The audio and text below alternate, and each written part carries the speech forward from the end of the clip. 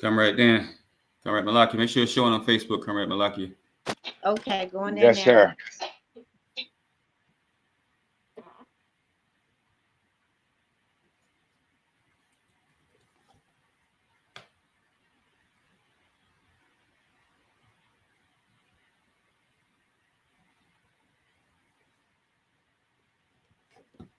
It's there. All right, everyone. Welcome to our Human Rights Policy Officers Afro-Descendant Union hosted web conference on the right of self-determination. I decided to stream live on Facebook. Today I was inspired by a conversation that I had with a doctor of law today, and it seems to be that there's not a lot of understanding, definitely even in the revolutionary circles, the nationalist circles, the conscious movement in general, on the right of self-determination, which we always show on this conference how that's by design. We don't know that we have the right of self-determination. We don't understand human rights, even though Malcolm has been pushing it. Well, Elijah Muhammad pushed it to him. He pushed it to the world, then to our population in America. Then Dr. King followed up right before he was assassinated by the government and started promoting human rights instead of civil rights. Not saying we do them together. He said, no, forget civil rights. Let's deal with our human rights. Why? Because human rights put us on an international level that can't be denied by civil authority. But our people are still, even our top activists are still stuck in civil rights actions, even those who engage in a struggle for self-determination and reparations, which are international law or legal terms. Reparations came from the international law. It's a human right. Reparations is actually a human right. But our activists are engaging in civil rights actions to try to attain a human right. First of all, if it's a right, you don't have to engage in actions to attain it. You assert that right. And if anyone denies that right, they're in the wrong. So you have a right to resist. So the purpose of this conference is to introduce, it's called an orientation, to introduce our people to the right of self-determination. Believe me, if you knew you had a right of self-determination, if our people collectively knew that they had something called the right of self-determination, we would not be in the situation that we are in now.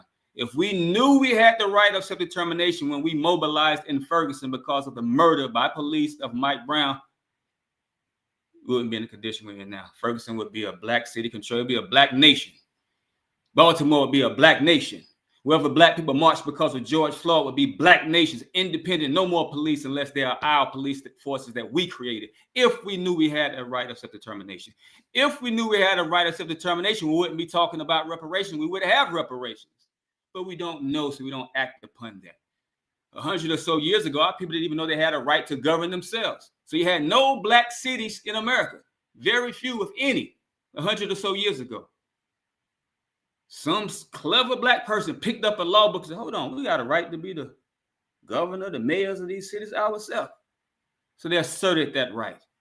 They got people brave enough to stand up for that right. They stood up for them, and now we have 600, 800 black cities.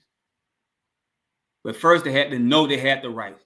When Dr. King and them were mobilizing people for equality, integration, equal education, people didn't know they had a right to equal education, but Dr. King and them had to inform people of that right. Then they had to stand up for that right in order to get it recognized. Now our people need to recognize, look, we have a right of self-determination. We can end all of that, like Dr. King finally came to the conclusion. But let me share the screen. Bear with me. Please, I'm going to take some minutes of your time, but bear with me. It's worth it. It's worth it. Let me start sharing the screen. Let me share a few things from some things from the government of the United States itself, some things from international lawyers. I was talking to a doctor of law. He didn't understand some of these things I'm getting ready to show you. First of all, let me play this. My favorite video. No, it's not Little Baby or anything. It's my favorite video right now. Let me play it right quick. This is for 30 seconds.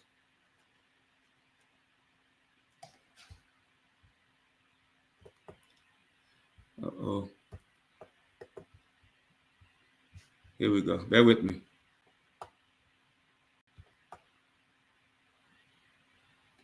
Hope it works.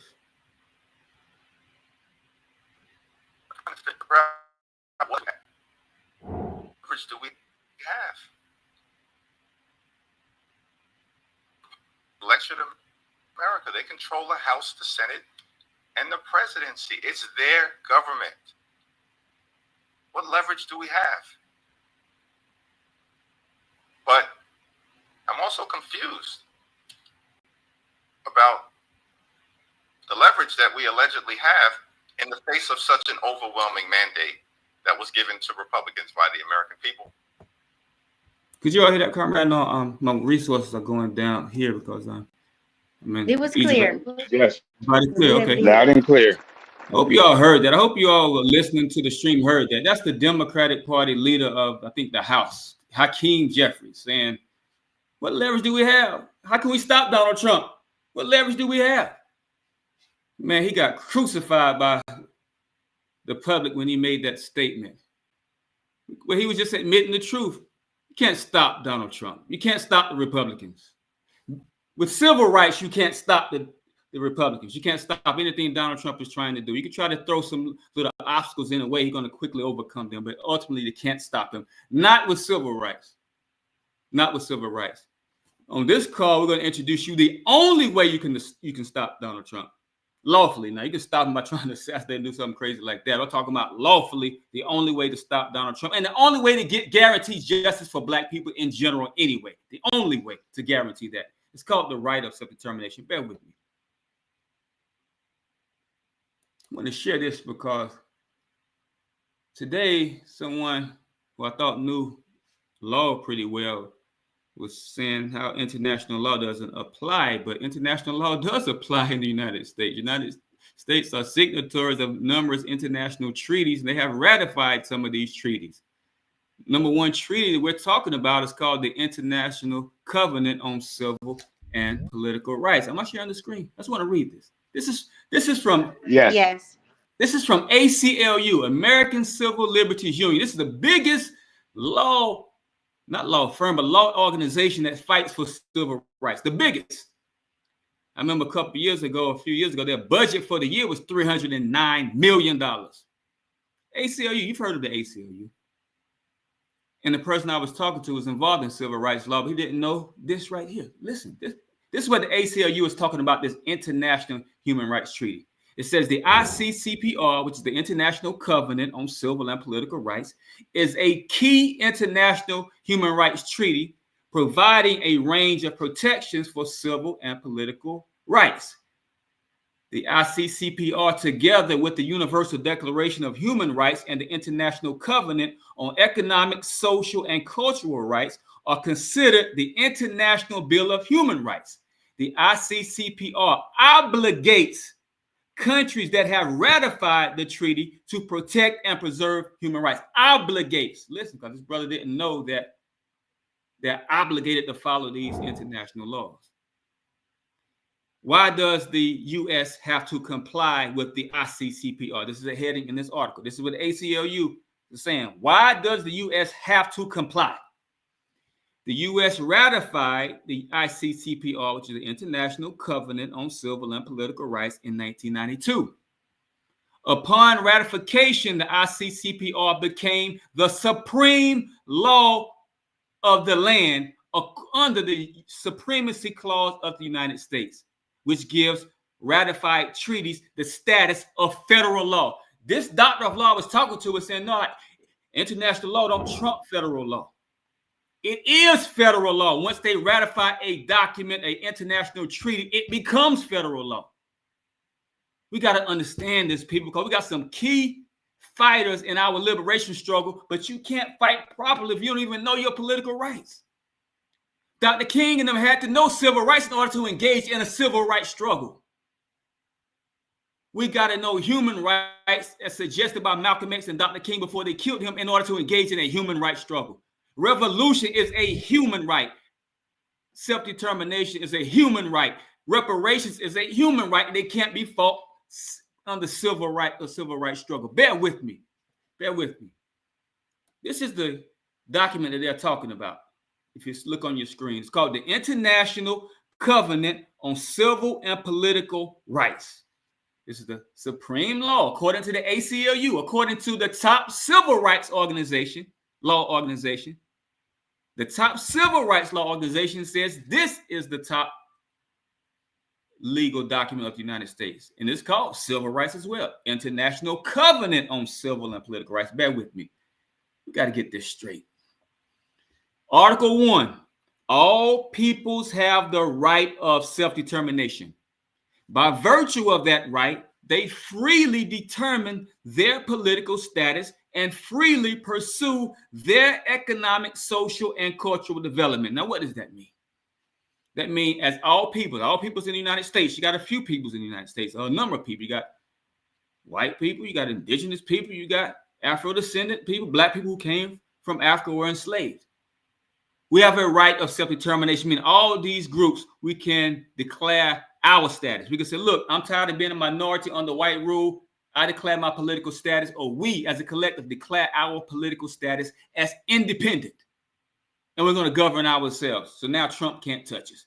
Even the local county, state governor, whatever, nobody can touch you if you are a majority black in that area, in that city, in that zone. Hope you all are understanding this. It's called the right of self-determination. This is what the ACLU is saying. The ACLU says this document that I'm reading is supreme law. It's federal law. So federal law gives us a right to stand up and take over where we live and say, look, we declare independence. But I'm going to give you some more words from some doctors of law and some words from the government itself concerning self-determination and how easy it is for black people to make a simple move and declare independence and take over where we live. Bear with me.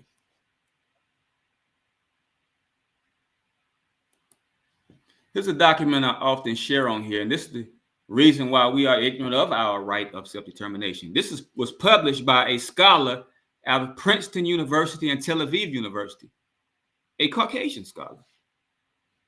The title is called "We the Peoples, ? The Strange Demise of Self-Determination." Yes, it was a demise of self-determination. 100 years ago, everybody based their struggle on self-determination. 60, 70 years ago, all oppressed people on the planet based their struggle against oppression on self-determination, because self-determination gave them the right to have their own power, to stop begging civilly under civil rights for just treatment, to stop begging for reparations from a civil authority, because we have a right to govern ourselves and repair ourselves. All struggles across the planet, even in Europe, Africa, Asia, South America, were based on the right of self-determination. No struggle whatsoever said inclusion. Include us in your affairs, oppressor. We want to be included with the oppressor. Nobody said we want to integrate with the oppressor. Nobody does that besides Negroes in America. Nobody. Because everybody knew their right of self-determination. And even some of our original leaders in America was trying to assert the right and promoted the right of self-determination, whether it be Martin Delany, Marcus Garvey, Elijah Muhammad and the Nation of Islam, the Republic of New Africa. But all of a sudden, as his author is saying, there's a demise. Nobody's talking about. We're talking about inclusion, talking about integration. Bear with me. Strange demise. Now, even our leadership doesn't even know about the right of self-determination. And we're not talking about the Kwanzaa definition. Let me break this down right quick. He says, this is a scholar from Princeton. I further suggest that powerful state actors, persuasive academics have sought to tame self-determination as both principle and practice, retaining the term but altering its meaning from a source of threat into a resource for containing it. So here we go. If I ask you, have you ever heard of self-determination? Some people will say yes. If you ask what the definition is, it's a tame definition that they got from Kwanzaa. The wrong definition. That definition is a tame version that contains the threat of self-determination. The real meaning of self-determination, which we just read to you, means taking over, taking power, becoming independent on your own. White folks no longer have power over you. So now if we take the Kwanzaa definition, white folks remain in power. They remain the master of the plantation. Yet we get to give him the name Toby back. Now I can call myself Kunta Kinte, but I'm still on the plantation. That's the self-determination that's pushed in Kwanzaa. The self-determination we're talking about here is the international term self-determination that billions of people, including white folks in America, use to attain their independence. Bear with me. Bear with me. So we're not talking about the Kwanzaa definition.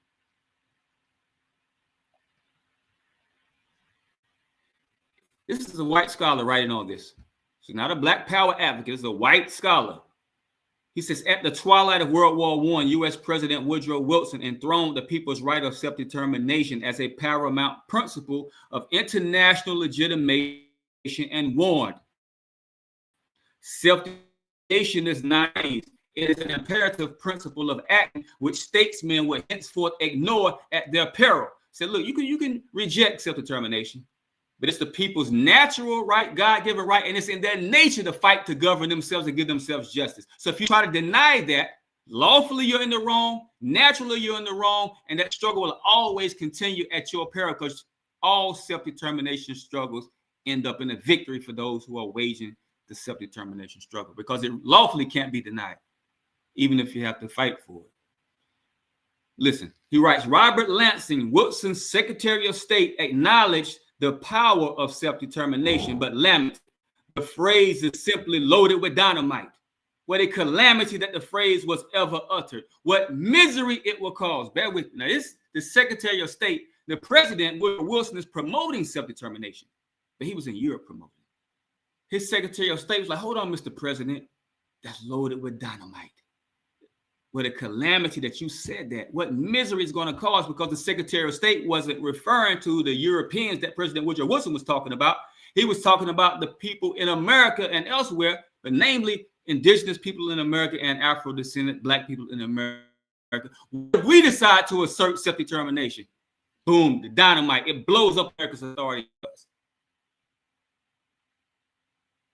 Misery will bring to the system, to their control over us, because now they cannot assert control over us, usurp our power, and use our power for their benefit. So it brings misery to the luxurious, powerful life that they enjoy by keeping us away from our self-determination. Y'all understand what I'm saying? So here's the president saying self-determination 107 years ago. His Secretary of State said, hold on, Mr. President, we can't let them, we should have never said that, President. Listen, so immediately they actually put to make sure they crushed, because the president said, oh, you're right. Well, let's just make sure nobody asserts the right of self-determination. And that's what this scholar is talking about in this article, how they put forth mechanisms to make sure in 2025, nobody knows about the right of self-determination. To make sure in 2014 and 2015, when we hit the streets by the millions, in 2020 for George Floyd, for Michael Brown, for Eric Garner, for Freddie Gray, we don't know about the right of self-determination. Hit the streets by the millions instead of taking oaths, using our right of self-determination. We'll just protest, go back home, they still in power, and still keep killing black people. Because we didn't know the right that we had to take over those cities. It's called the right of self-determination. Bear with me. It's loaded with dynamite. And we're here to give everybody listening a stick of dynamite. I want you to pass on a stick of dynamite to everybody else that you can reach. Because we're blowing up this thing this year. We're going to explode this year. Bear with me. He writes, no phrase has had greater political resonance in the last 100 years than self-determination. No phrase. No phrase. So why you never heard of it then? Why you never heard of it? Why the only phrase we know in America is integration? That's the greatest phrase in our struggle. Integration. Now it's inclusion. Nobody on the planet said integration besides us. Somebody fooled us and tricked us into saying integration. Now we got to get in line with everybody else. Bear with me. Bear with me.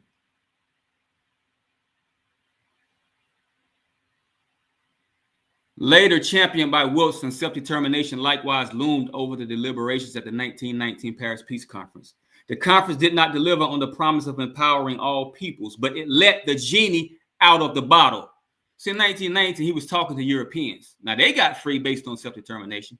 He wasn't really even talking to Asians, to Africans, to South Americans, to us in America, North America. But we heard it. People in Asia heard it. People in Africa heard it. People in South America heard it. And they based their struggle on, they rose up, and there's nothing that the Europeans could lawfully do to oppose them. They tried to oppose them, but there was nothing they lawfully can do. So when Wilson said this, they had about 40 nations in the world, only 40 countries. After he said self-determination, everybody rose up, and now we have about 200 countries. Billions of people stood up because the genie was let out of the bottle. But it seems like they put that genie right back in the bottle when it concerns black people in America. So now we're standing up by the millions in cases of like George Floyd protests. Yet we are not asserting what could put us in immediate power. That's what we're talking about on this card, brothers and sisters. Bear with me, bear with me. We got to be thorough with this. Look at your screen. I'm sharing something from Dr. King. This is the Dr. King that nobody knows besides a few people. And his comrades know this. Andrew Young knows this Dr. King. Jesse Jackson knows this Dr. King. John Lewis, they knew this Dr. King, but they didn't promote this Dr. King. They didn't even agree with this Dr. King themselves. I'm sharing some of the words that were said at a conference, not a conference. Yeah, it's a conference.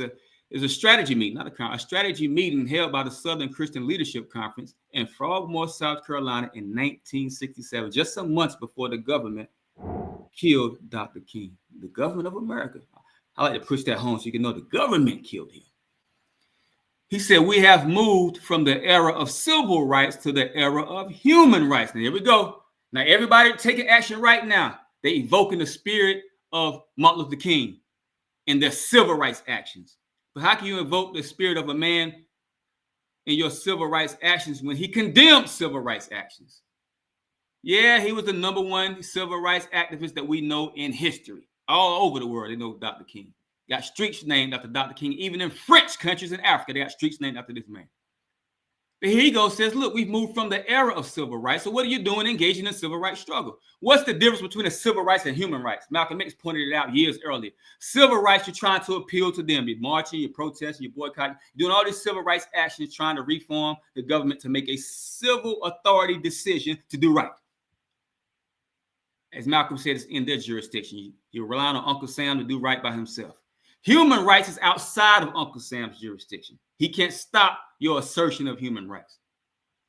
And we have a human right of self-determination to have our own power. He can't stop that when we're dealing with human rights. Bear with me. I'll read some of his words, not all of these, but some of them. We must recognize that this is King talking. We must recognize that if we are to gain our God-given rights now, principalities and powers must be confronted and they must be changed. Let me skip down. He says, now when we see that there must be a radical redistribution of economic and political power. Radical, he said.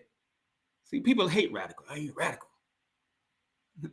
You other, let me go ahead. Then we see that for the last 12 years, we have been in a reform movement. We were seeking to reform certain conditions in the house of our nation because the nation wasn't living up to the very rules of the house that it has prescribed in the Constitution. Then after Selma and the Voting Rights Bill, we moved into a new era, which must be an era of revolution. I think we must see the great distinction between a reform movement and a revolutionary movement. Am I still on, Comrade Malaki, Comrade Dan? Yes, you are. Yes, I'm here. You can hear you. Okay, we got to bring this home. This is Dr. King talk. We've moved from an era of reform to an era of revolution. We got to see the distinction. This is Dr. King saying. Reform, that's civil rights. You're trying to reform this thing. Human rights is revolution. They can't stop it. Civil rights says you got to acknowledge their power, meaning white power, because they're the majority. And you got to submit to whatever they decide with their power. Human rights says black people, even if we are a minority, we have a right to have our own power. Now, which one would you rather have? Minority status under white power or black power? Which one would you rather have? Would you rather rely on them to make a decision, a merciful decision, to appeal to their mercy, or would you rather have your own mercy and give yourself a merciful decision? Which one would you rather have? I know for a fact everybody listening would rather have black power.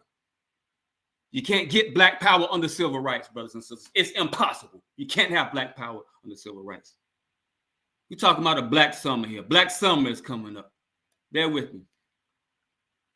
Here's another doctor of law, and I hope that doctor of law I was talking to is listening. The doctor of law right here about self-determination, how it can be applied in America, how America must submit to our assertion of self-determination lawfully. Unlawfully, they can oppose it, but it would be unlawful. This is written by another white person. This is a white female attorney. Salute to this white female attorney. She wrote this article called, "Do African Americans Have the Right to Internal Self-Determination?" I hope everybody's listening. Bear with me if you're on social media. Bear with me if you're on a stream on YouTube. Bear with me. Because after tonight, you're going to know what to do. And hopefully after you know what to do, you will do it. And you'll understand the power that we actually have. We got more power than just marching and going home. We got more power than that. This white attorney, female attorney wrote, "Do African Americans have the right to internal self-determination?" See, I was challenged today by a doctor of law who didn't know this part. Here's a white female doctor of law. She's saying, look, do African Americans have the right to internal self-determination? She wrote this in 2015 because in 2014, as she says in the first paragraph, Michael Brown, an African-American teenager, was killed by a white police officer. Brown's killing and the subsequent deaths of Eric Garner, Tamir Rice, and others ignited a firestorm in American society. Oh, yeah, it ignited a firestorm. We never seen people mobilize like Ferguson until Ferguson happened. Then we saw it happen because of Eric Garner, Tamir Rice. Then we saw it jump off in Baltimore, Maryland, and other places. Then we saw it jump off everywhere because of George Floyd. Firestorm. But this white doctor of law, female doctor of law, is saying, look, let me write this article and I downloaded this from London School of Economics and Political Science. See, people that study political science know this. We're trying to be political activists. We don't even know this political science. She says, some feel that the American legal system is broken and thus cannot address the challenges that these events have raised. So she's giving some consultation because based on her knowledge of history, the marching and protest is not going to stop anything. And she was right. She wrote this in 2015. They kept killing us. But based on her knowledge of law, there's something that we can do. It's called self-determination. Bear with me. Some feel that the American legal system is broken, she writes, and thus cannot address the challenges that these events have raised.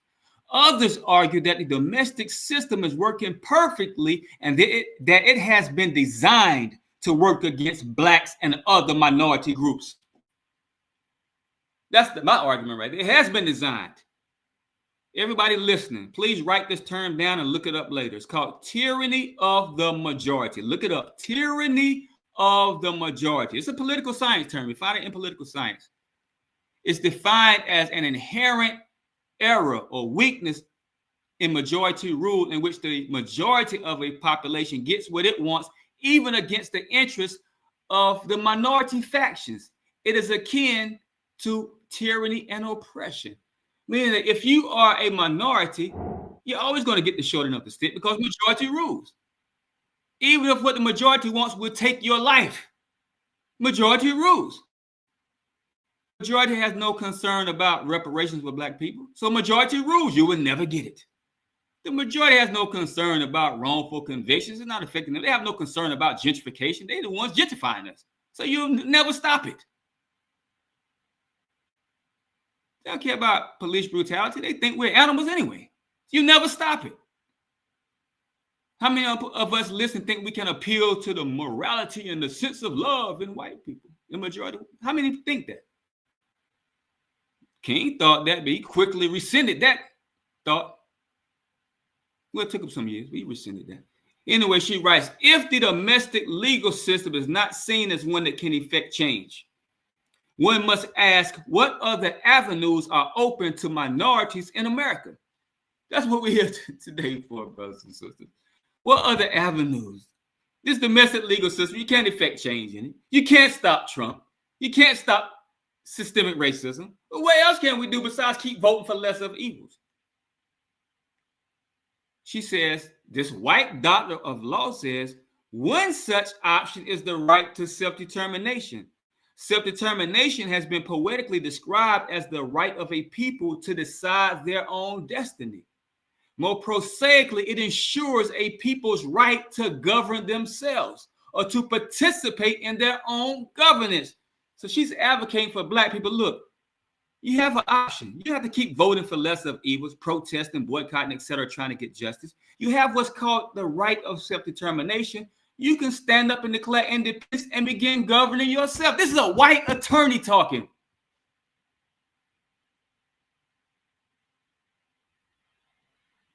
A white attorney giving advice to Black people because she sees us mobilizing and she has a knowledge of law. She has a knowledge of history. That history says it ain't gonna work what we're doing. We know that ourselves, but we don't know any other way. So we're here to let you know there is something called the right of self-determination. Bear with me. Bear with me. You share this right. I downloaded that from London School of Economics and Political Science. London School of Economics and Political Science. They're learning this all the way. Here we go, all the way in America. We don't even know about this.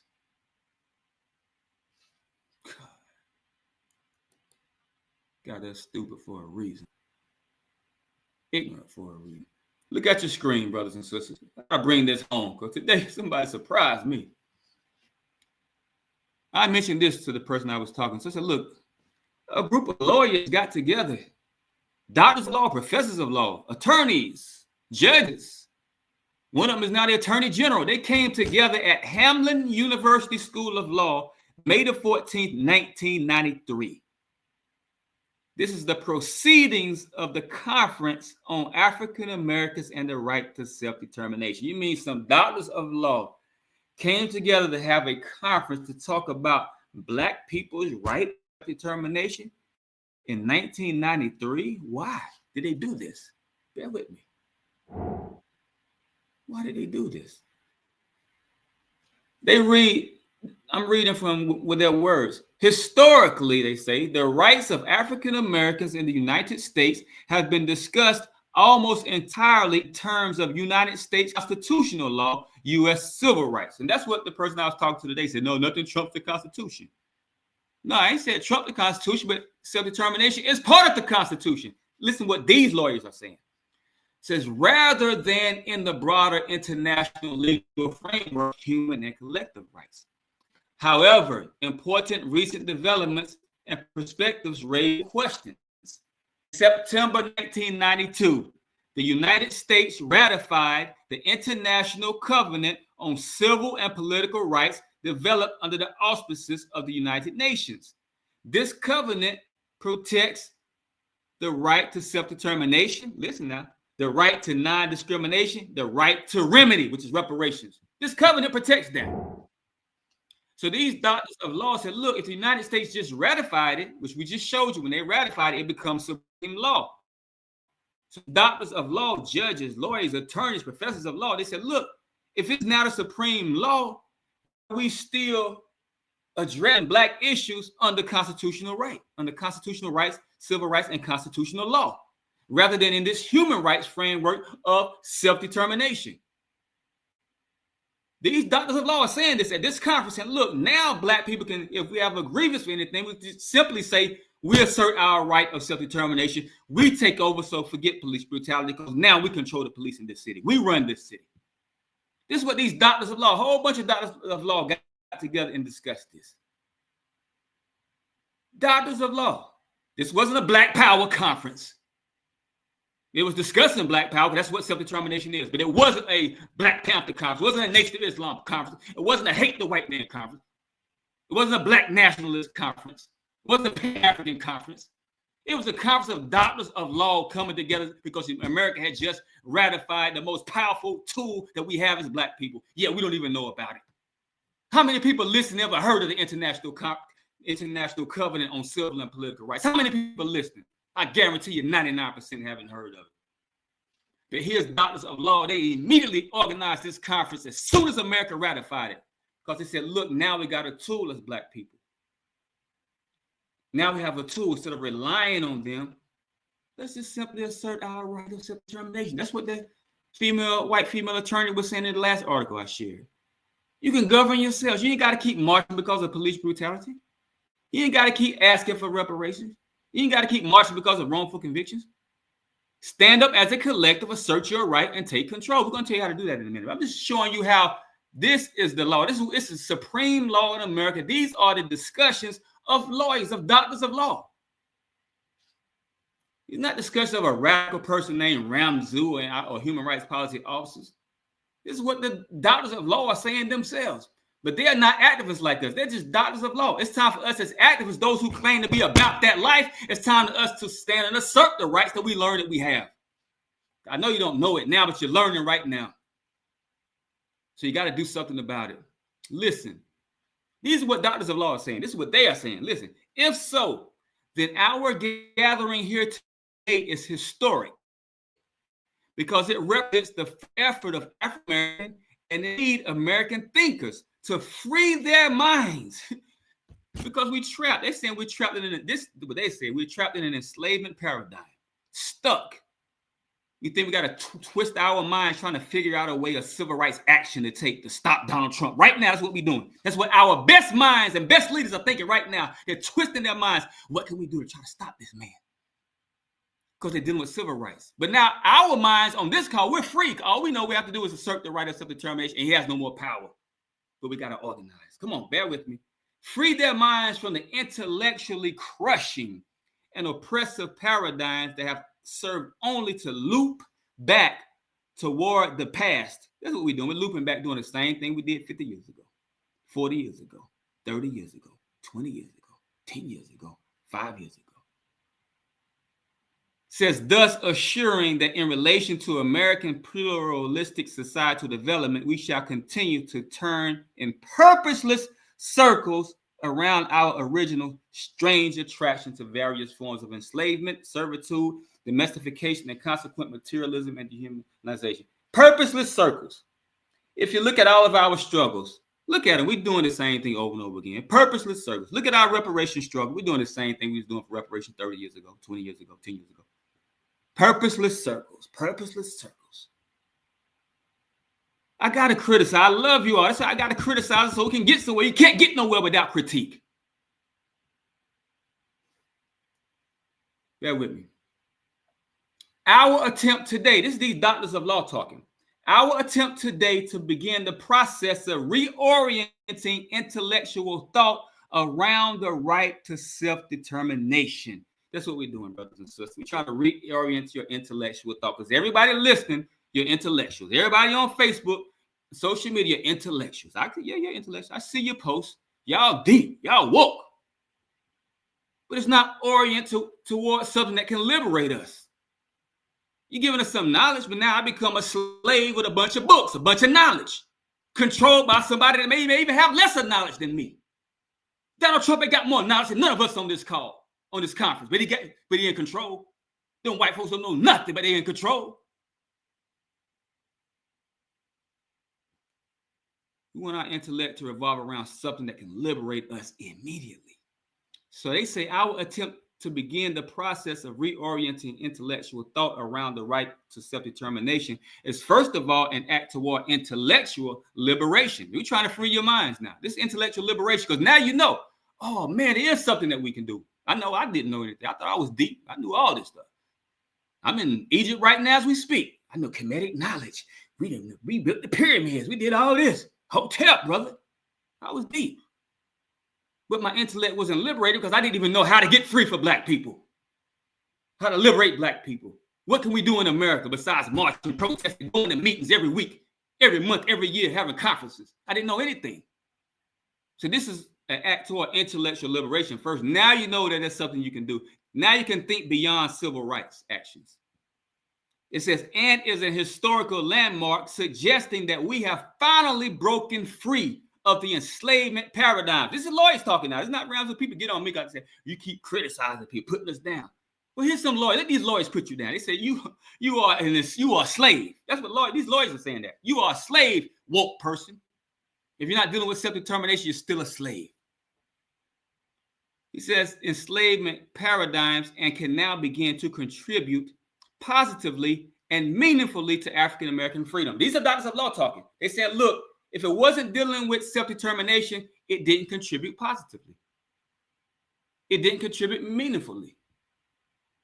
So somebody criticized me because yesterday on a conference, I said, look, the black struggle's been going on for a long time and we ain't got an inch of progress as far as liberation. I said, study history. There's no movement in history on the whole planet that lasted as long as ours and don't have an inch of liberation. That means we're doing something wrong. So here's these doctors of law. Let them speak for me. They said because you based it on the wrong thing. So you can't contribute positively. You're taking your further people deeper onto the plantation with civil rights.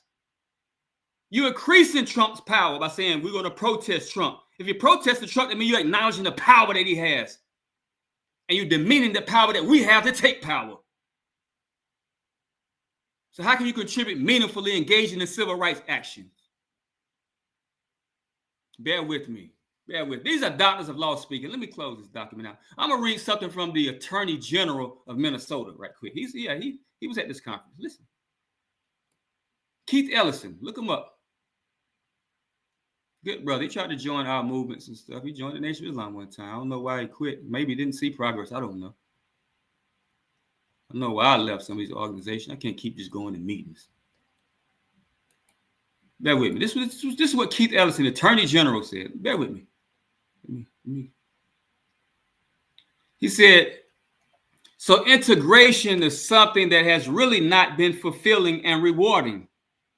But any effort to separate also has been met with equal, possibly more aggression.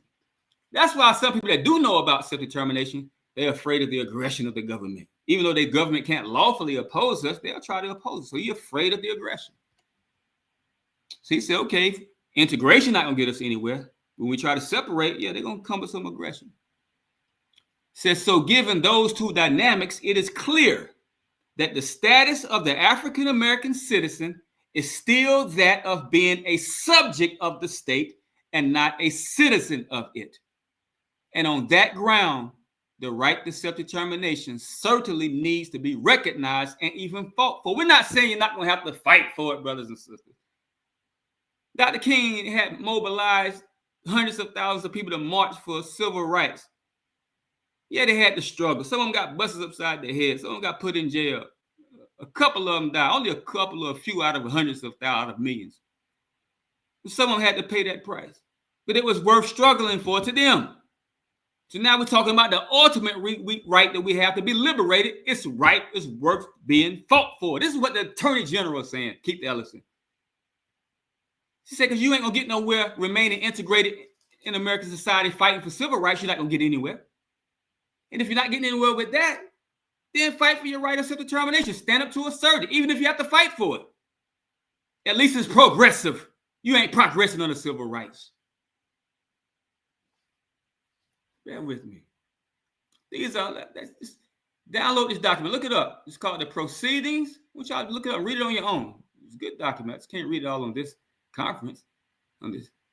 It's called Proceedings of the Conference on African Americans and the Right to Self-Determination. Hamlin University School of Law, May the 14th, 1993. These are doctors of law, brothers and sisters. This is not a whole bunch of people, radicals, saying we want to be independent from white folks. These are doctors of law discussing, look, black people, they're saying, you have a right of self-determination. You can stop marching. You can stop protesting. You can stop voting and hoping. You can hold your own vote, matter of fact, and take over where you live. These are doctors of law saying this. I'm just repeating what they said and what they recommended. Bear with me. Here's another doctor of law. Am I still sharing the screen?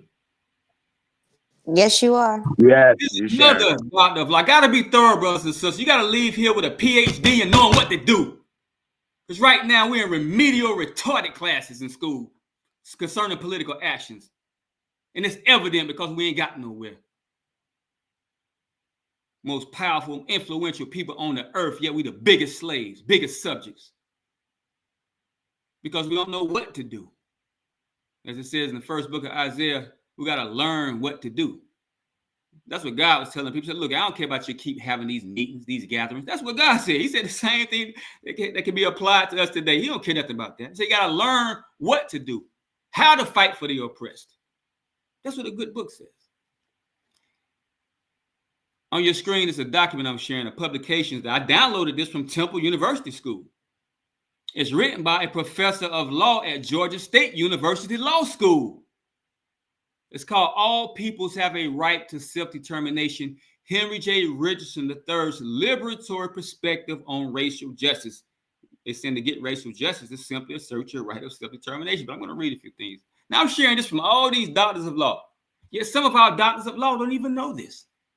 Here are doctors of law from universities that are judges, etc., saying, look, black people, you can assert the right of self-determination because self-determination is supreme in American law. They can't lawfully stop that.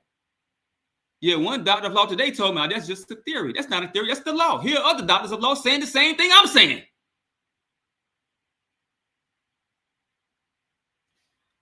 Then I'm going to say what the government says about it. Then I'm going to close out and open up the floor.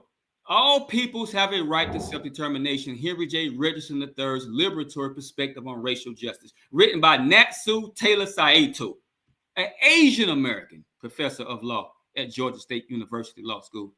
Her subtitle says this: notwithstanding oppression, subordinated peoples can have a jurisprudence on which they act without a dominating people or group's permission. Who's the subordinated people? Black folks. We're subordinated. Somebody came and unlawfully dominated us. Unlawfully. Now there's a jurisprudence called international law, called human rights law. And we can take action based on human rights law. We don't have to ask the dominating people's permission because they are unlawful in the first place. They're unlawful in the first place. These are doctors of law talking. She's saying this because she knows the response of people. She knows as soon as we say self-determination, most people are going to say, well, they ain't going to allow you to do that. We don't have to get permission. Did they get permission to snatch us up from Africa, to kill us, to take over our land in America? Did they have permission to do that? They ain't asked for no permission. They just dominated us. Did they ask for permission to rape your grandma? Your great-great-great-grandma, did they ask permission to rape her?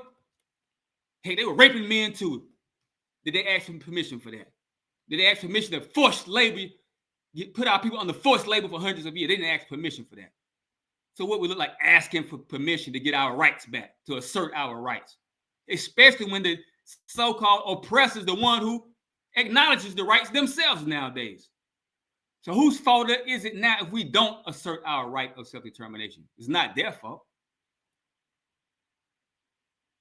There's a quote in the, not to get religious, but there's a quote in the Quran I like to apply to this. The devil, it says at the end of the affair, the devil will say, I had no power besides the power that they gave me. Caucasians, Donald Trump, whoever, this inherent racist system in America has no power except the power that we give them. We got power. Under civil rights, no, we don't have power. Under human rights, yes, we have power. That's what these doctors of law are saying, under the right of self-determination. Bear with me. Reads a few statements. Man, she goes deep in it. She even mentions the same thing about what happened in Ferguson, Missouri, Baltimore, Maryland. She mentions the same thing as a justification for black people to at least use that for a mobilization to get free. She's using the same thing that other white doctor of law use. So look, based on that, it's evidence you all don't like what's going on. So if you don't like what's going on, let me tell you something that you can do to make sure it doesn't happen again. We don't want it to be repeated again. We want to stop it.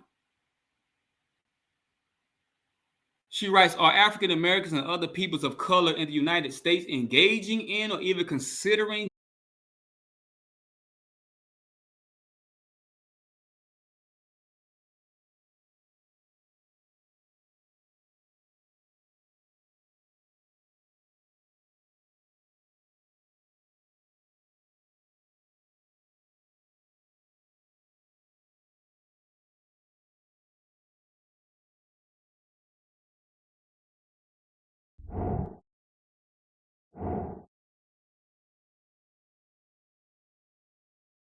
look, we're going to go independent, but we're going to associate and integrate with Burkina Faso or any other state.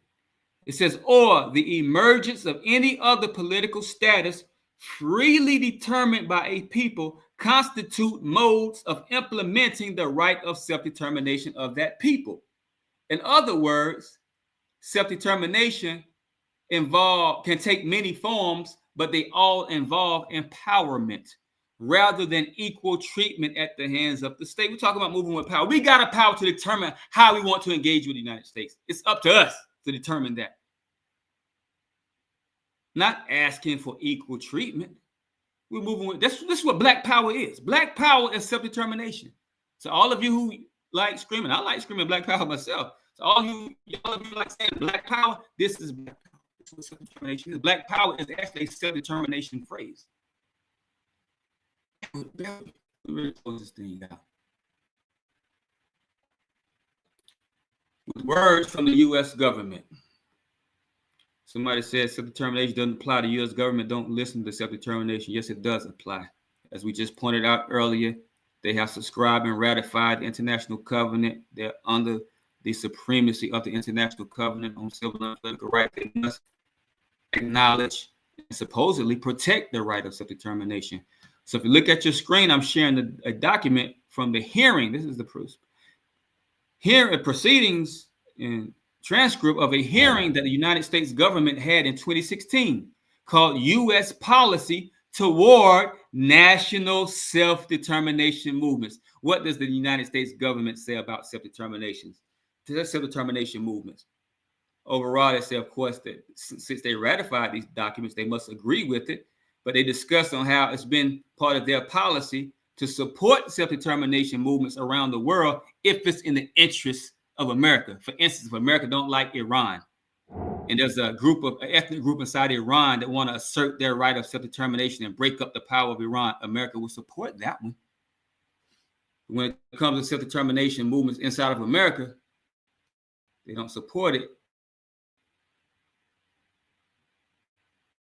They got to support it lawfully, but they work against it under the table. Bear with me. Here's what the chairman of this hearing is saying. Dana T. Rohrabacher, 29-year congressman at the time of this.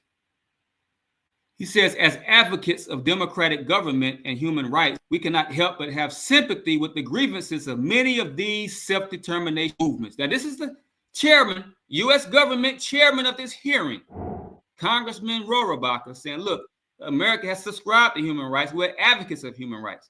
So we have to have sympathy with the grievances of many of these self-determination movements.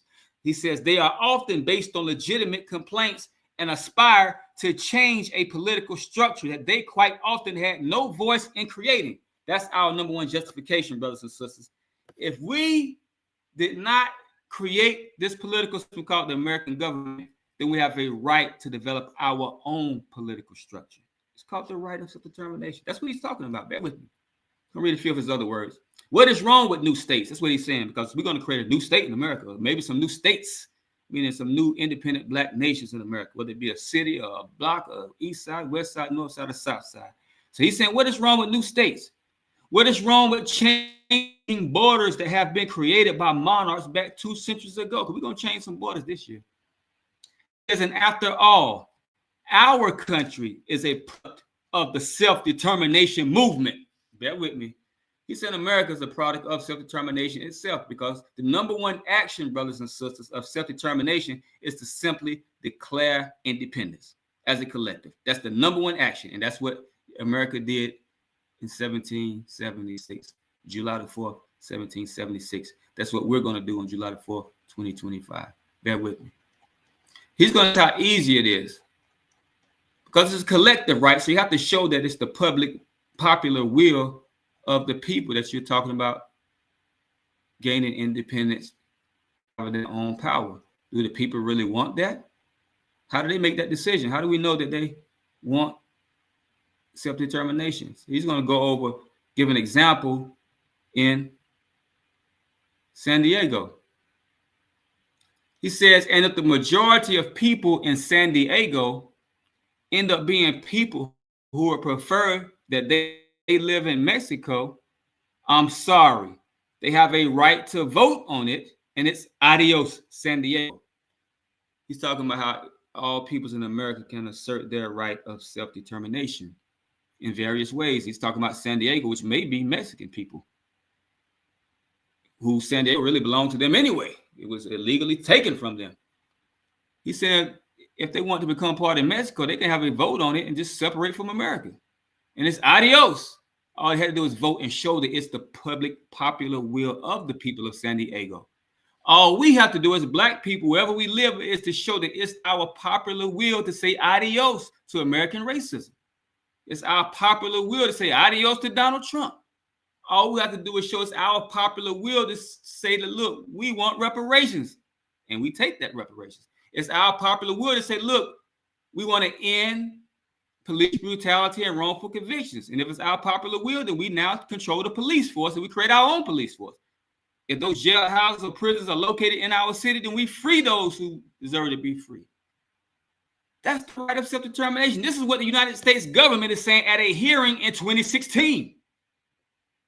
This is not a Black Panther hearing, Nation of Islam hearing, Republican New Africa hearing, Black Power, Pan-Africanist hearing. This is a hearing from the United States government saying, look, if you all don't like what's going on in the United States, assert your right of self-determination, make a collective decision, and say adios.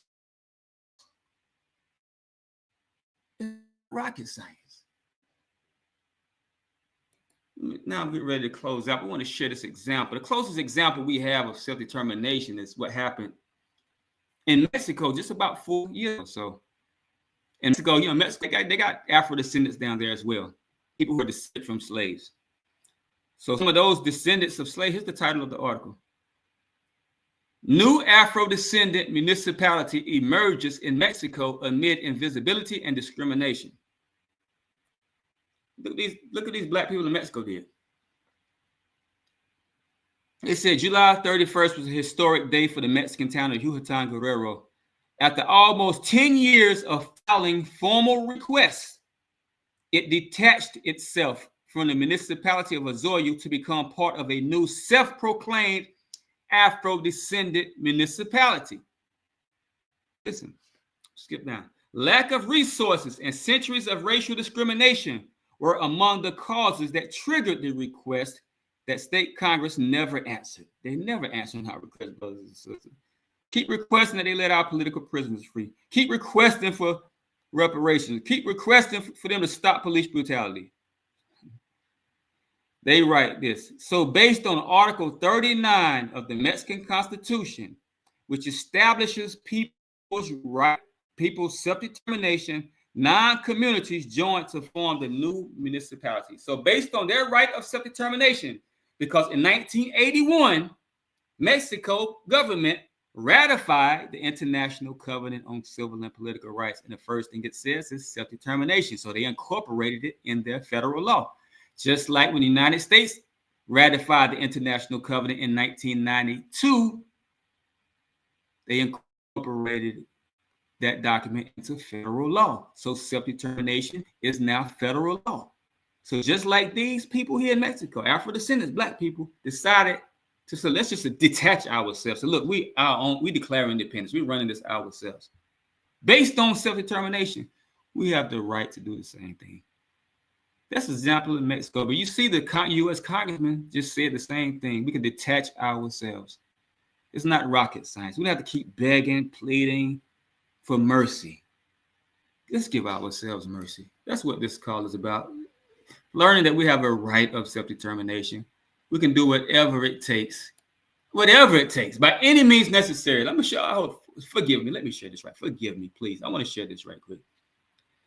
We're not advocating, but this conversation, this topic came up today during a discussion. I said, look, we're not advocating an armed revolution. We're advocating a nonviolent revolution. But actually, according to international law, we have a right to use armed force. According to law, which the United States has subscribed to, if they forcibly deny us our independence in America, we actually can pick up guns and start busting shots if we want to. We can. This document I'm sharing right now, look it up, Google it, read it. It's called The Status and International Law of National liberation movements and their use of armed force. The status of international law. Listen, because that's what we're called now, liberation movement. When you say you are asserting your right of self-determination, you become a national liberation movement. Bear with me. Look who published this. Look who published it. I hope you can see your screen. Was it published by the Black Power Association? Was it published by the Angry Black Nationalist Association? Was it published by the Nation of Islam, the Black Panther Party? Was it published by the Republic of New Africa? Was it published by a Pan-Africanist organization? No. It was published by International Association of People's Lawyers. These are lawyers who know the law. And they know that according to law, even in the United States, we have a right to self-determination. We have a right to take over where we live. If it's denied forcibly, we have a right to engage in armed struggle. I'm not advocating armed struggle. I'm saying we have a right to engage in it if it comes to that, because the doctor of law today said, well, they can lock you up under constitutional law. No. When you assert the right of self-determination, as this document from People's Lawyers say, and the other documents say, we now become an international person. We're engaged in a national liberation struggle. We're outside of their jurisdiction. Well, same thing Malcolm X said 60 years ago or so. We're outside of their jurisdiction now. We're engaged in a human right international law. So just showing you all this, brother. This document saying, look, we can do whatever we have to do. This is the law. This is the law. Bear with me. We're going to close this out now, engage in a conversation, discussion.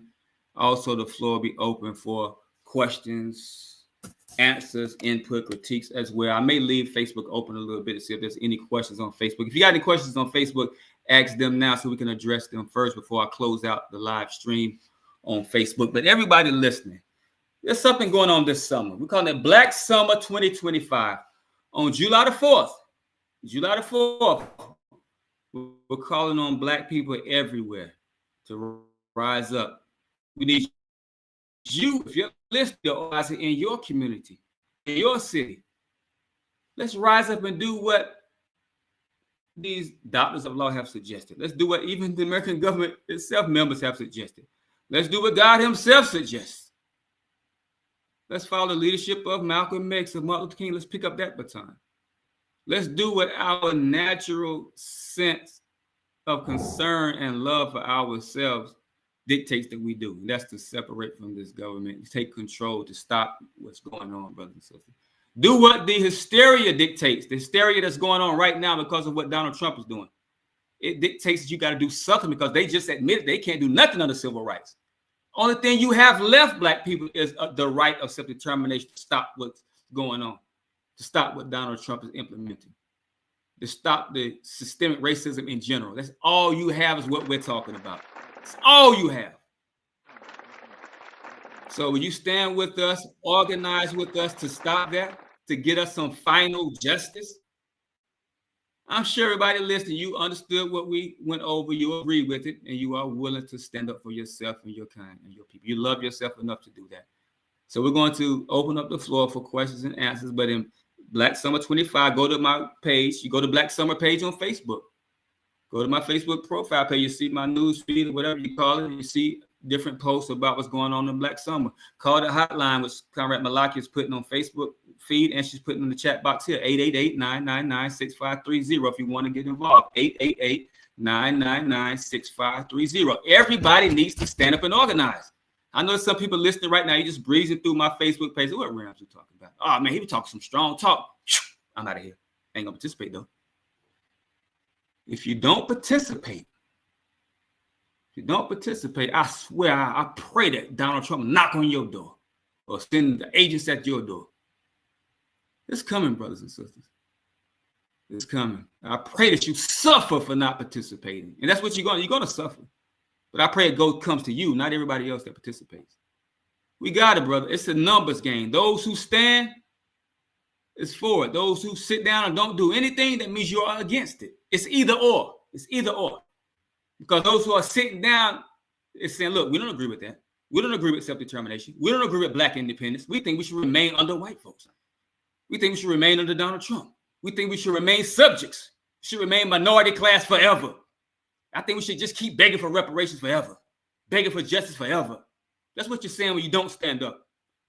So everybody that's listening, it's a must that you stand up. It's a must. We're not asking, we're saying you have to. Comrade Dan, quickly give us some guidelines to make this go through quickly. Then we're going to go to people on Facebook. Then we're going to go to the people streamed by Afro-Descendant Ali on YouTube, and then those on this conference. Yes, sir.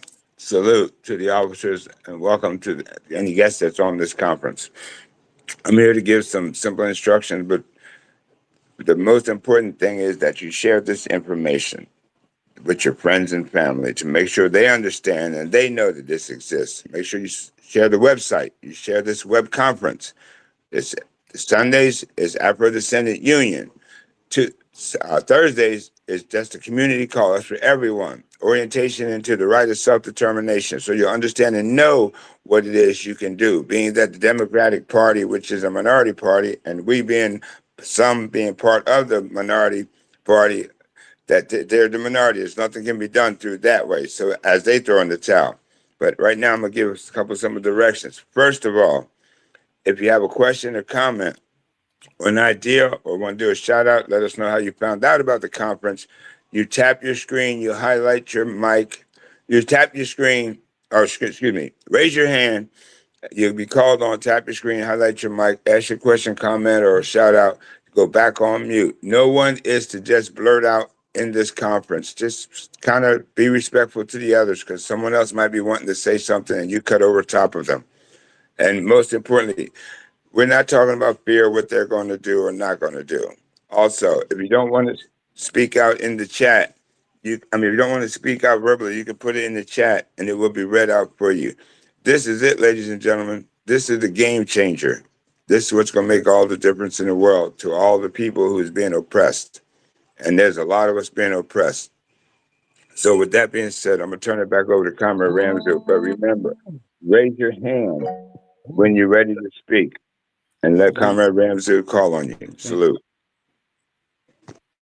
Salute, Comrade Dan. First of all, is there anything on Facebook you see, Comrade Malakia? I know it's probably hard to even see the comments until we shut it down. Any questions? Those who are on Facebook, you can come to justiceconference.live/ADU. Okay, no questions. So we're going to shut the Facebook stream down right now. Bear with me. Hold on for a second, everyone.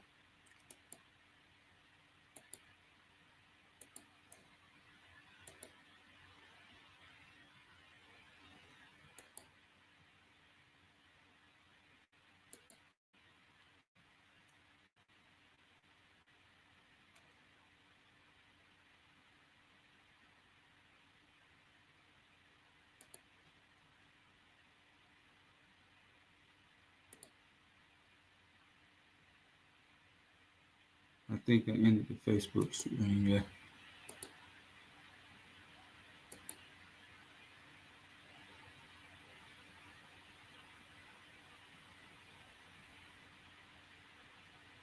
All right.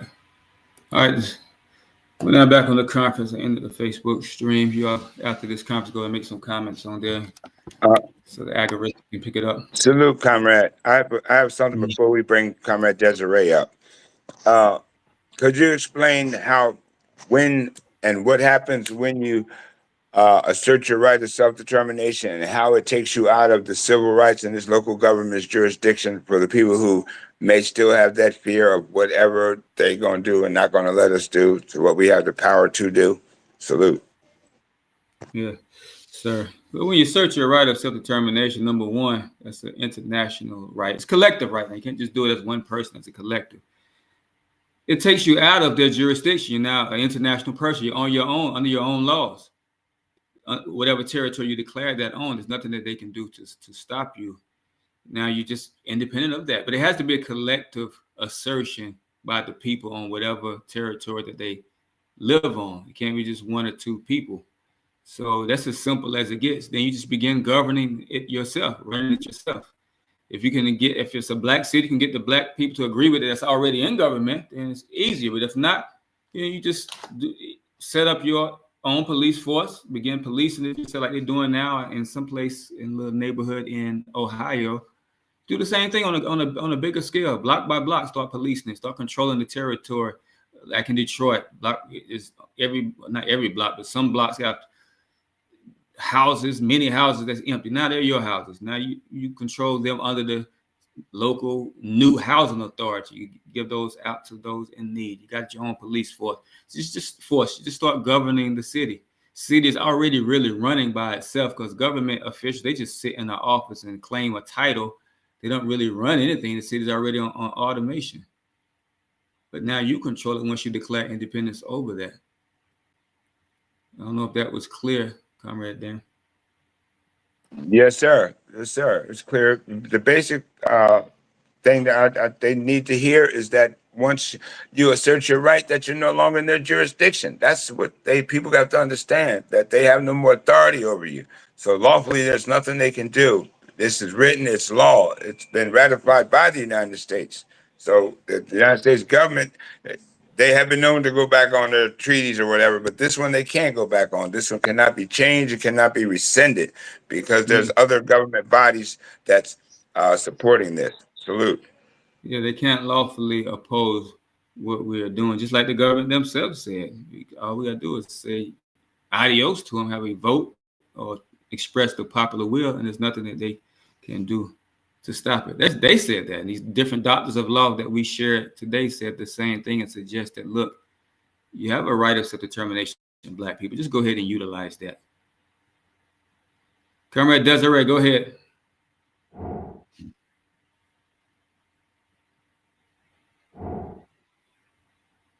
Desiree, can you hear us?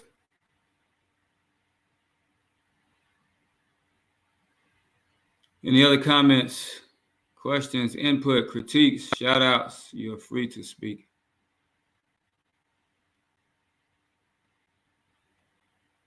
But most everybody on this call, you already know what we're talking about. You know what to do. We hope the people that's listening, that listen on the stream, I hope the people that's listening via Afro-Descendant Ali stream, hope that they are understanding what we're talking about and they are willing to stand up.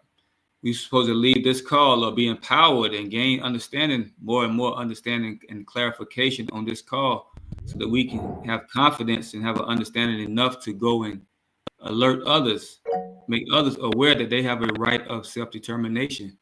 This has to spread because actions is, people want to take action, they just don't know what to do. And people are tired of impotent actions that don't birth any change. Like that young lady, millennial, said on that Roland Martin stream. She was actually in the studio with Roland Martin. She said, no, we can't do it again like we did for George Floyd.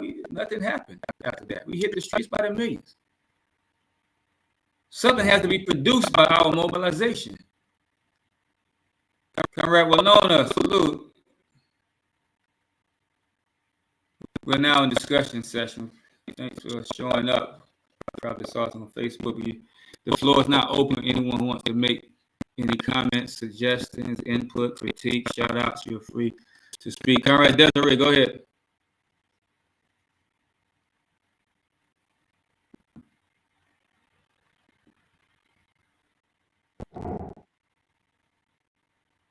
Oh, okay, all right. Winona was on Facebook Live. You want to say anything, Comrade Winona? You're free. The mics are open, unlocked if you want to say something. Uh-oh, she left. All mics open. Open the mics. They're open. No one's They're open. Nobody's right. Exactly. They may be having an issue with her phone. No, they're not gonna be open. Let me see. Are they open? That's okay. Go ahead. I'm not on my phone. I'm on my computer, and the computer tells you right there. It wasn't open. It wasn't open. Okay.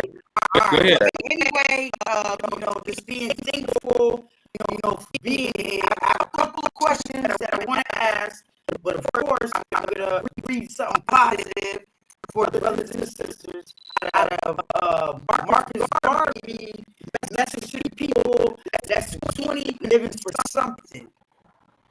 Man should have a purpose, and that purpose he should always keep in view, with the hope of achieving it in the fullest satisfaction to himself, find your purpose, you must search yourself and with the knowledge of what is good and what is bad. So let your course steer towards the particular object of your dream or desire. That's from Marcus Garvey. Now, the question that I want to ask goes here when it comes to the point, because yesterday they had a meeting with Afro-Descendant Nation, and I know that you were in there, Comrade Ramzu. It didn't really get a chance for the people to ask questions. One of the questions that I want to ask is about just like Trump is here, putting tariffs on other countries, and then if we go back to the point to say that we are a government, because even with you and I, they claim that they are a government. Here, we are the right of determination as far as that type of government. So why can't we place tariffs and also start lawsuits when it comes to patents and also inventions that are being utilized right now today? And they turn around and capitalize over that great generational awareness when that invention came from my ancestors. And just like the government turns around and they give political prisoners cash money, why is that something else we're not fighting for as well? Because aren't we as well political prisoners within the congruent the foundation of dealing with the neo-colonialism altogether, dealing with this fake government?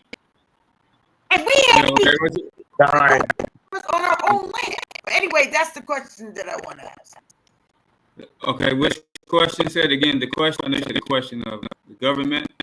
Well, not about government right now, because they're talking about the reparations and everything that's going on. Why can't we turn around and file paperwork right now, not only for the stolen patents they have taken from our ancestors as inventors, but also the material that is being utilized right now that our ancestors created? Just one, for example, the refrigerator. Yeah. Okay. Now, let me address it. Let me address that. Okay. Well, you got to choose your fight. We're talking about a liberation struggle of a whole people having separating from that system. So we're spending time on doing that. Others, in the meantime, they can spend their time on such actions. So you got to limit your scope if you want to be effective. So others can do that, and that's a worthwhile fight inside of their system. But we're trying to liberate ourselves from that system, and we don't have the resources or the time actually ourselves to engage in lawsuits, etc. We're trying to get rid of that whole legal system. Period. And as far as being governments, yeah, there are many governments provisional governments. You're just a provisional government until you have a land. You don't have a nation until you have some territory. So we have many organizations that call themselves a government, have government structures, whereas the land that they govern. So it's just provisional governments and governments on paper and organizations, but you have to have some control over some territory. That's why the Republic of New Africa, they proposed to take over the 5 southern states, to have a vote, 5 southern states, the people vote for independence to control that. Then they have an actual government to a land to be a nation upon. Until that happens, then we're just governments, I don't know if you call it in concepts or in word, but not in deed. Not indeed. Comrade Winona, go ahead. Do you want to say something?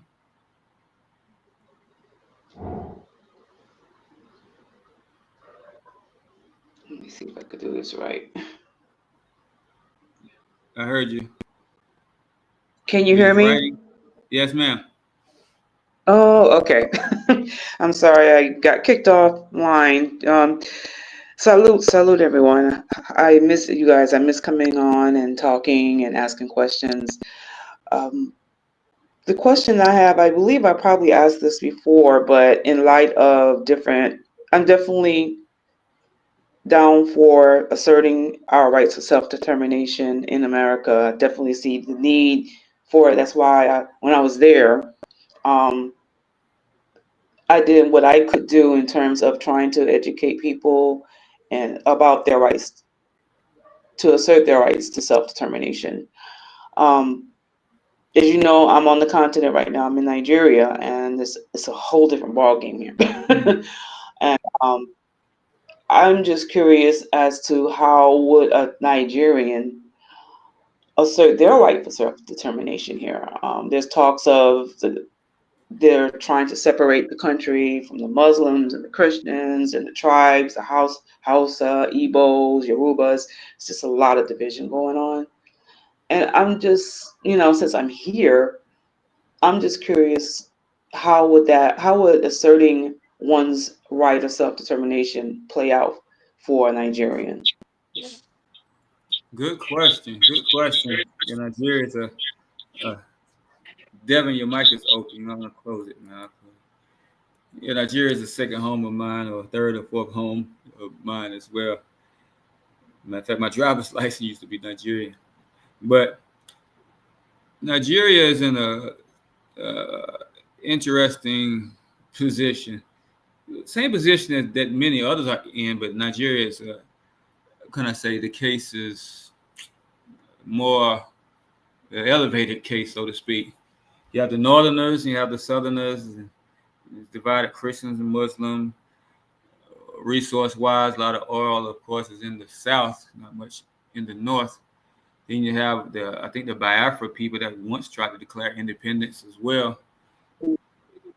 In Nigeria and all over Africa and all over the world, self-determination was really proposed for races, one race against another race, like white race or the black race being independent of the white race, because you can distinctly tell that they are separate people, and one of them came and dominated another. In some of the white population, they promoted it, but the fight was easier in Africa because it was white colonizing and a black colonized people. So now the argument in Africa was that, look, before you all came and colonized us, we were not one Nigeria either. We were different tribes running our own areas of land. So Nigeria itself is still a construct of the colonizers. Because before the colonizers came, it was no Nigeria, there was no Zimbabwe, there was no Ghana, there was none of these places. So, but when the colonizer left, he left those people with those same borders that he created himself, that didn't exist when the people were self-determining before the white man came and colonized them. But so now in Nigeria, you got people arguing against each other. They do have a right to assert that self-determination, but the way Nigeria goes, it may be a bloody revolution for that to happen. It depends on who controlling the government, who controls the military. But definitely, people have a right to separate themselves in certain factions on certain parts of land in Nigeria, just like they have the right to do it elsewhere. I lived in Zimbabwe. The Ndebele in Zimbabwe, they have a right to separate from the Shona majority if they want to. That's really their right, but the general practice in international community of nations is to keep those same colonial borders, and the people say they're all black, they just black, this y'all free. But that wasn't a real case before colonialism happened. So colonization happened. But I don't know, in the Nigeria, it doesn't look too good. If it jumps off, I know it looks like it'll be bloody, and I pray that it doesn't get like that. Maybe the people just rise up and have a peaceful solution. Say, look, you go your way, we go our way. Like it did there still was a struggle in Sudan, but eventually Sudan came to a peaceful solution. So look, North, South Sudan, and the regular Sudan. So I don't know what Nigeria would do. But the people themselves can always rise up in massive numbers and make that decision instead of a few political players trying to push that agenda. That's all I know about that situation, input I have and suggestion or thoughts on that. Thank you. Thank you so much, Conrad. Thank you so much, Kelly. Say that again, I couldn't hear you. No, I say thank you so much for all that you do, comrade. I appreciate that input and feedback. Okay, thank you. Nigeria, my brothers. Yeah, my Nigerian brother was just here some weeks ago in Egypt visiting. After the Senator Ali, go ahead.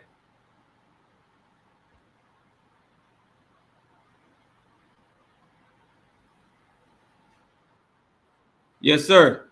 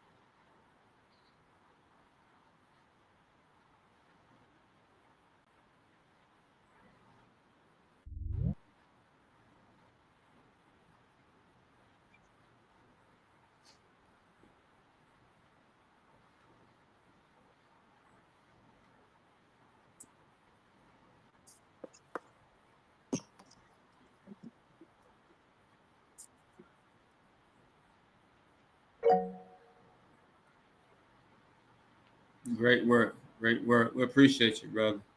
We appreciate you. Great work, Dr. Senator Ali. You want to say something else? Okay, I want to address something you just said. You know how, like, for instance, in South Africa and all of them, we're trying to make this thing actually Black Summer international, because even in Africa, we say they are enjoying their right of self-determination, but they're not enjoying the full meaning. So we have to make it a self-determination struggle again for Africa. The new self-determination. We have a self-determination renaissance struggle in Africa, because self-determination, according to the international, let's read what it says. Hold on, let me share the screen again, if y'all can bear with me. Let's read the screen. Let's read what the International Covenant says. This is the definition of self-determination. All peoples have the right of self-determination. By virtue of that right, they freely determine their political status and freely pursue their economic, social, and cultural development. Stop. Okay. Economic development. Name one place in Africa that controls their economic development, besides those that's fighting right now, Niger, Mali, and Burkina Faso. They don't. They've been sabotaged, controlled by France, UK, America, and other colonizing countries and imperialist countries. They don't control the economic development. Matter of fact, the whole world is under America's economic stranglehold because of the US dollar. And if you try to go against that dollar, you see what they do. It did to people like Saddam Hussein, Muammar Gaddafi. So Africa does not enjoy economic self-determination because they don't enjoy control over their economic development. And when they try to control their economic development, that's when they step in and try to kill our leaders and sabotage their systems. You see, right now, they done tried about 20 times to kill that young brother, Ibrahim Traore, just for trying to control the economic development for his people's benefit. They're trying to kill this man for that. Just because Patrice Lumumba proposed, he didn't even get to do anything. He proposed controlling the economic development of the Congo, which is the richest country in the world. He proposed to control the economic development. They chopped that man into little bitty pieces and dipped his body in acid.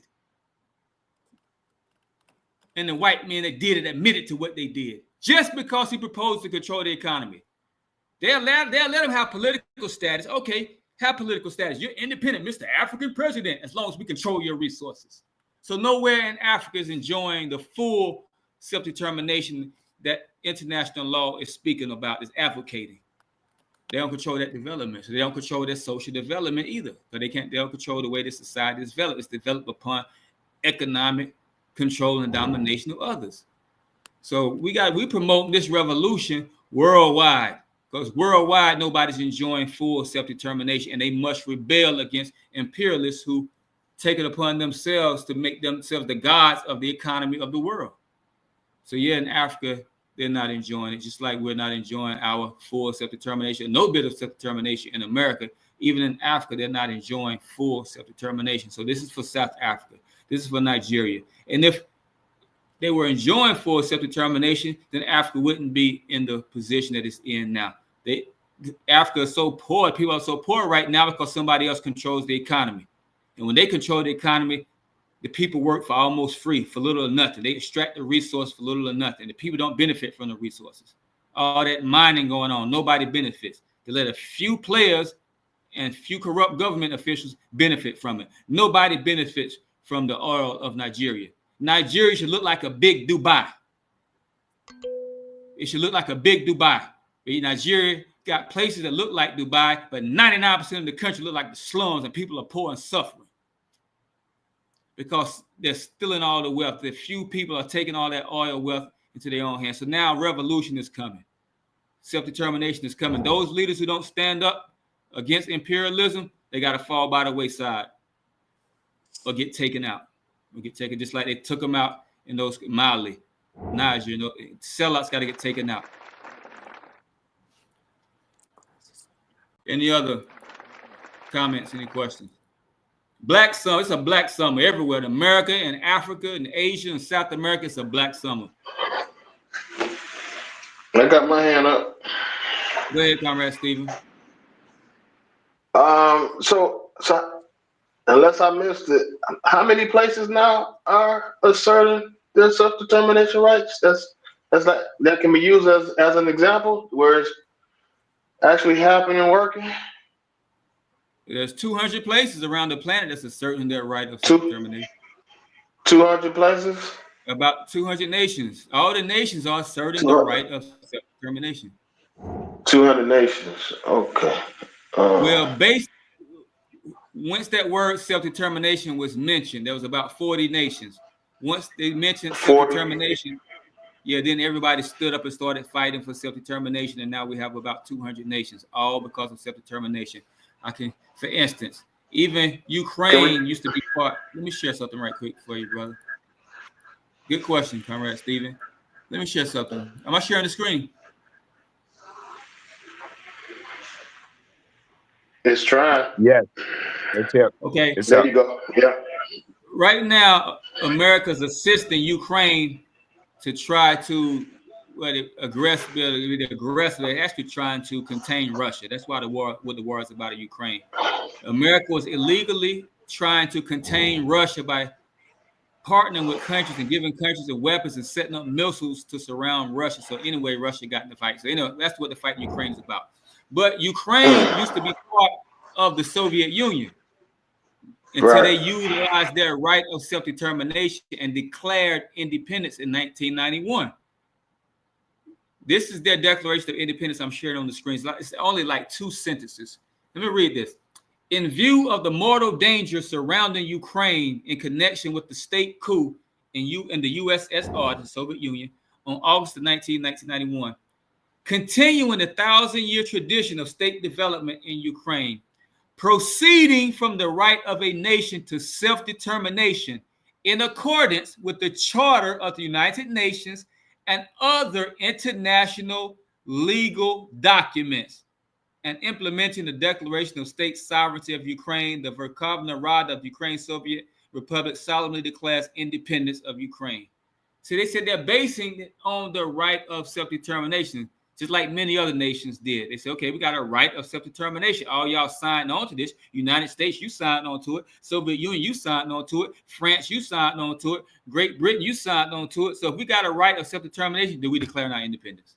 And they did. And guess what? Who's the first person who acknowledged it? Russia, the Soviet Union. They said, okay, we ain't gonna fight against you. You got a right of self-determination. We as the Soviet Union, we agreed to it. Be independent then. Bye. They acknowledged it.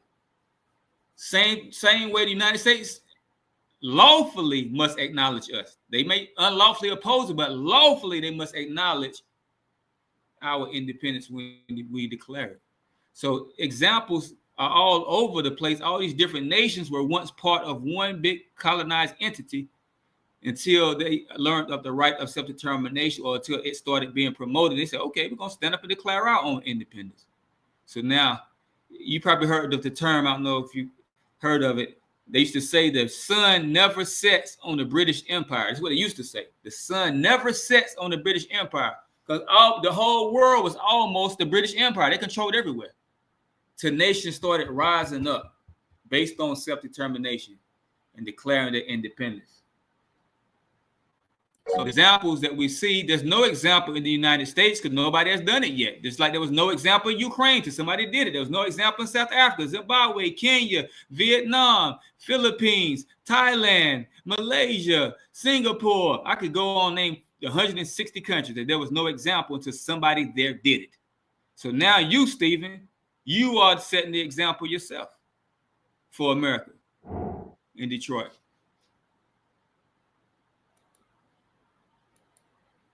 It has been proposed by other organizations such as the Republic of New Africa or the Nation of Islam, but they never follow through, Comrade Stephen. So we got to follow through.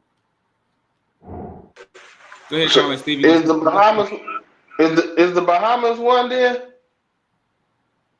Because they Bahamas, the Bahamas, I guess the Bahamas could be put. Yeah, Bahamas could be considered. Yeah, they operate under self-determination.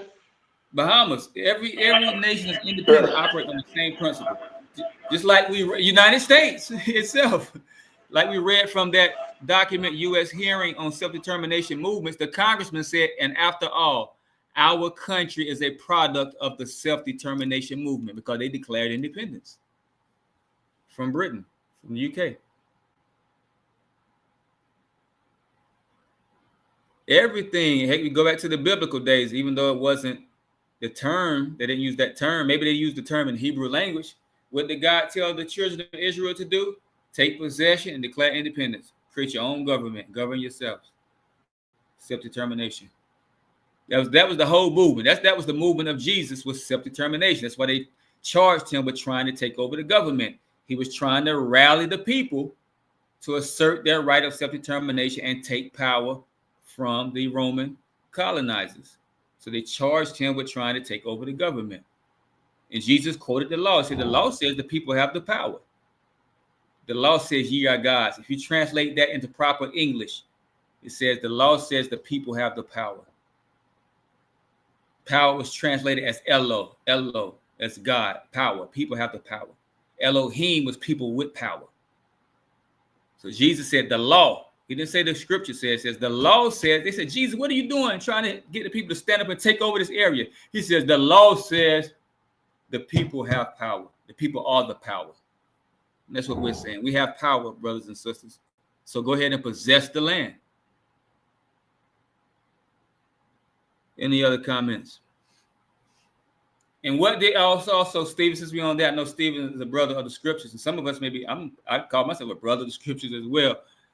The Bible also says when Joshua and Caleb first led, or I think it was Joshua may have been leading that charge, when they finally decided to take over, what did they have? They had the covenant. The covenant was the law. They had the Ark of the Covenant. They had the priests. Priests were the interpreters of the law. They were carrying the covenant, which was the law, inside of a chest.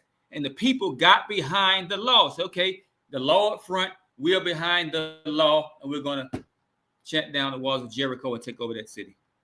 They were behind the law. Same thing with us to this day. We get behind the covenant again. It's called the International Covenant on Civil and Political Rights. See how it all plays again? Matter of fact, it's us. Some religious teachers, scholars say that stuff in the Bible didn't happen. It's written about us happening today. And now today we got a covenant that we're getting behind. We're getting ready to chant down the walls of Jericho and take our power. Same thing. Same thing. Any other questions? Input?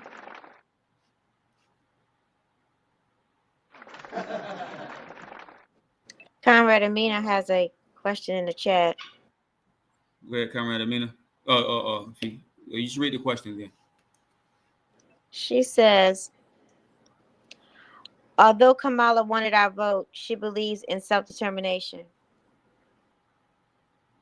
Yeah. I mean, I guess she has Kamala, a comment. Excuse me. Yeah. Kamala Harris, she used that to get the vote of those who are sympathizing with the Palestinians. So she said self-determination.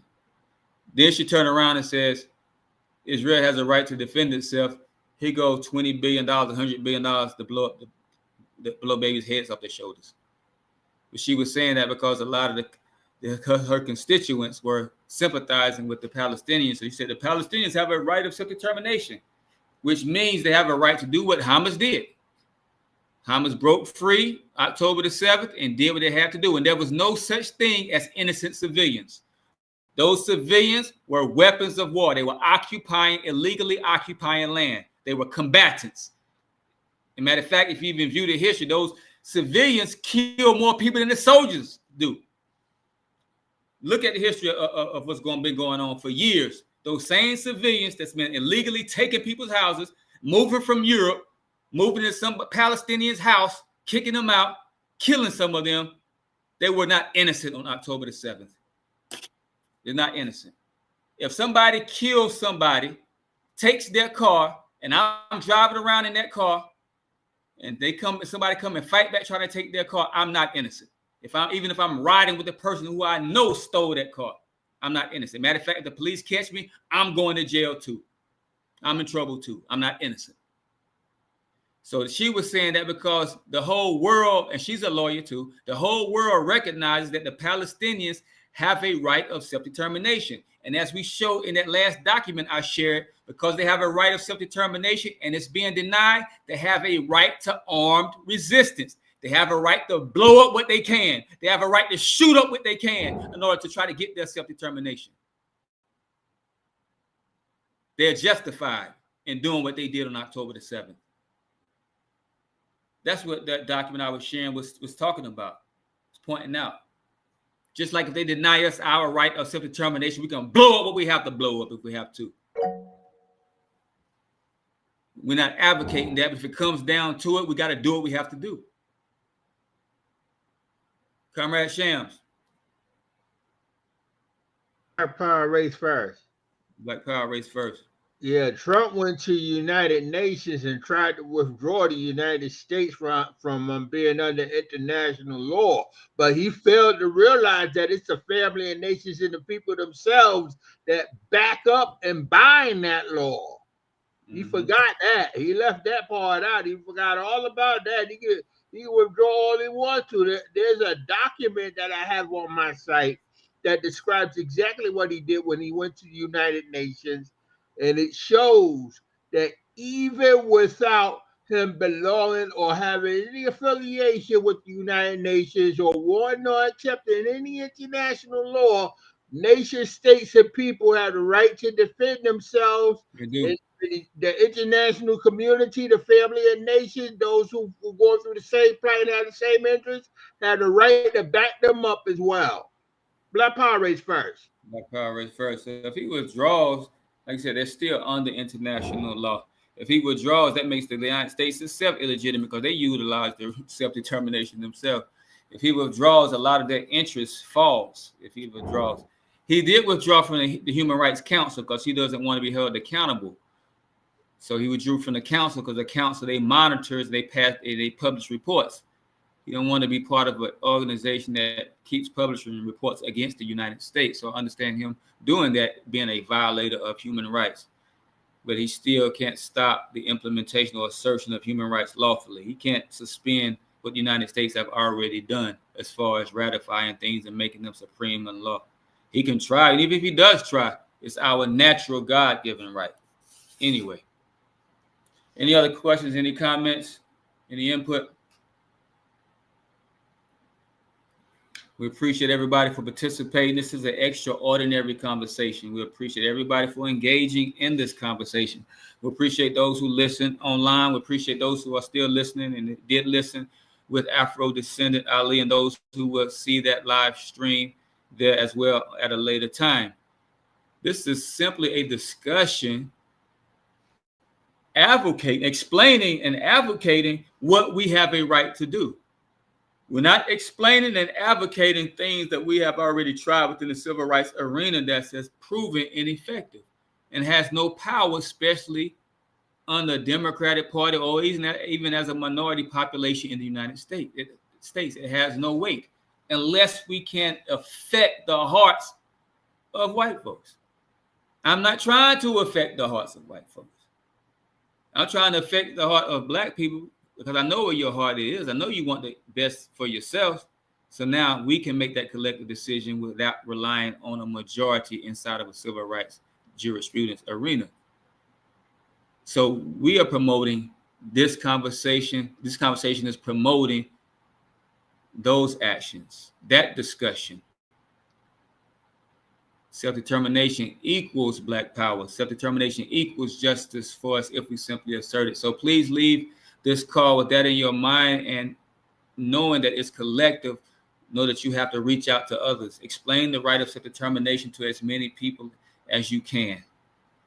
Post these things on social media. Go to the comment section. Post the Black Summer flyers. Start the discussion on any medium possible that you can.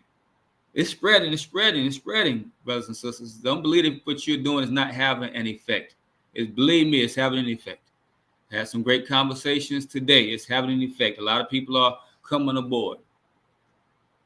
Some of them might not be as strong as what we're doing in Detroit. They might have a limited assertion of self-determination based on the participation there and based on the leadership of that city. But we're going to try to set the pace, set the tone in Detroit, a strong tone, so others won't have to be weak. I think we can do that. I think we can do that. We got Brother Stephen right there on the ground. We got Comrade Amina right there on the ground as we speak. Let's make this happen. It's the reality. It's the destiny of our people. I know you know. I don't even care if you're not religious. Just dig deep in your soul. Do you think we're supposed to be oppressed forever, ever, ever? I know you know better than that. Yo, deep in your spirit says, look, black people is not going to be going through this forever. But it doesn't happen in a vacuum. Somebody has to take action. Look at the scriptures. God who saved them, they say he split a sea and everything. He couldn't just give them justice. They had to take action to get justice. Almighty God didn't even give them justice. He said, you have to do something, children of Israel. It's the same thing with us. We have to do something if we want justice. So that's what we're promoting for our people, to do something. Then that sea will part and it will drown out Pharaoh. In the scripture, the sea is just a symbol of the people. When it parts, that means they consent. They are consenting right now to Pharaoh. Once we get them to assert their right of self-determination, that consent is withdrawn and Pharaoh is drowned immediately. He has no more power. With that said, brothers and sisters, let's take action. See you all again on other conferences. Maybe this one again Sunday. We'll be on the Human Rights Policy Officers Conference on Tuesday. Be on the other public call conference on Thursday. Everyone have a blessed, peaceful, safe night. Love you all. Until then, salute. Salute, comrades. Salute, comrade. Love you too. Salute. Salute, salute, salute, everyone.